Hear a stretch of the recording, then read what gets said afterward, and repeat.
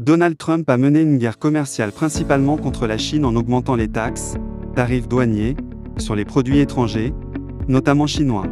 Son objectif était de réduire le déficit commercial des États-Unis, protéger les industries américaines, et forcer la Chine à négocier de meilleures conditions pour les entreprises américaines. Conséquences des décisions de Trump. 1. Augmentation des tarifs. Il a imposé des droits de douane sur des centaines de milliards de dollars de produits chinois, acier, aluminium, technologie, etc. En réponse, la Chine a aussi taxé des produits américains. 2. Hausse des prix pour les consommateurs. Les entreprises américaines ont dû payer plus cher pour importer certains produits, ce qui a entraîné une hausse des prix pour les consommateurs. 3. Impact sur les agriculteurs. La Chine a réduit ses achats de produits agricoles américains, affectant fortement les agriculteurs, surtout ceux exportant du soja et du porc. 4. Relocalisation de certaines entreprises. Certaines compagnies ont cherché à déplacer leur production hors de Chine pour éviter les taxes. 5. Accord commercial avec la Chine. Phase 1. En 2020, Trump et la Chine ont signé un accord où Pékin s'engageait à acheter plus de produits américains, mais la guerre commerciale n'a jamais été totalement résolue. 6. Tensions économiques mondiales.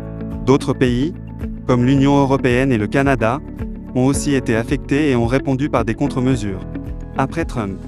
Lorsque Joe Biden est arrivé au pouvoir, il a gardé une grande partie des tarifs douaniers sur la Chine, mais a cherché à reconstruire les alliances commerciales avec l'Europe et d'autres partenaires. En résumé, la guerre commerciale de Trump a redéfini les relations commerciales mondiales, mais ses effets ont été mitigés. Elle a eu des impacts négatifs sur certains secteurs américains tout en mettant la pression sur la Chine. Donald Trump et Vladimir Poutine ont une relation complexe, souvent controversée. Pendant la présidence de Trump, 2017-2021, il a été accusé d'être trop conciliant avec le président russe, ce qui a suscité de nombreuses critiques aux États-Unis. Les moments clés de leur relation. Soupçon d'ingérence russe, 2016. Avant même son arrivée au pouvoir, Trump a été accusé d'avoir bénéficié d'une ingérence russe lors de l'élection présidentielle de 2016. Une enquête du FBI, dirigée par Robert Mueller, a cherché à déterminer si la campagne de Trump avait collaboré avec la Russie. Bien que l'enquête n'ait pas prouvé de collusion directe, elle a révélé des tentatives russes pour influencer les élections. Une admiration affichée. Contrairement à ses prédécesseurs, Trump a souvent parlé de Poutine de manière positive. Il a plusieurs fois déclaré qu'il respectait Poutine et qu'il voulait améliorer les relations entre les deux pays. Lors du sommet d'Helsinki en 2018, il a même semblé croire Poutine plutôt que ses propres services de renseignement sur la question de l'ingérence russe, ce qui a provoqué un tollé aux États-Unis. Sanctions et relations tendues. Malgré ses discours amicaux, l'administration Trump a imposé plusieurs sanctions économiques à la Russie en raison de l'annexion de la Crimée en 2014 et des cyberattaques attribuées à Moscou. Retrait des traités de désarmement nucléaire.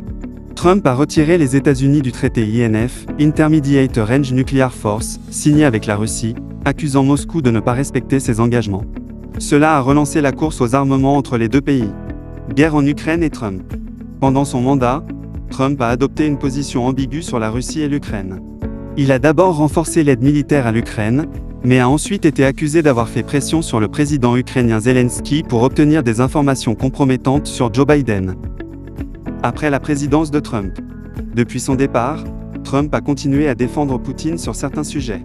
Par exemple, il a critiqué l'aide militaire de Biden à l'Ukraine et a laissé entendre que la guerre en Ukraine n'aurait pas eu lieu s'il était resté au pouvoir.